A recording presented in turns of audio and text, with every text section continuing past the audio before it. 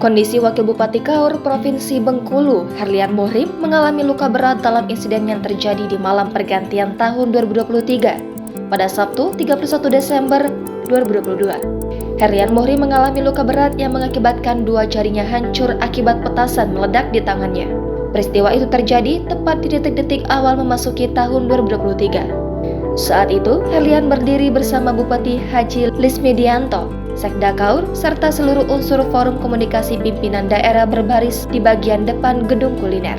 Malam pergantian tahun yang dirayakan dengan meriahnya itu harus menjadi pengalaman pahit bagi Wakil Bupati Kaur, Provinsi Bengkulu, Herlian Muhrim.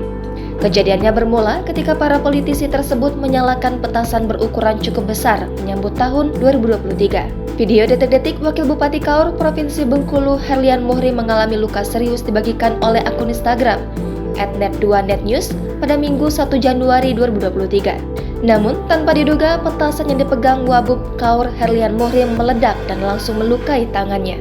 Akibat kejadian itu, dua jarinya hancur dan sisanya ditemukan di lantai gedung kuliner. Suara ledakan cukup riuh atas kejadian naas tersebut. Kepanikan orang-orang yang melihat langsung peristiwa tak terduga itu langsung terdengar jelas. Selanjutnya, Herlian Muhrim langsung dibawa ke Rumah Sakit Umum Daerah Kaur untuk mendapatkan pertolongan medis. Lantaran kondisi jari yang terluka parah, ia kemudian dirujuk ke Rumah Sakit Umum Daerah M. Yunus. Dilansir dari tribunbengkulu.com, Wakil Bupati Kaur diinformasikan sedang menjalani operasi setelah kedua tangannya cedera serius. Bahkan jari tangannya putus akibat insiden itu.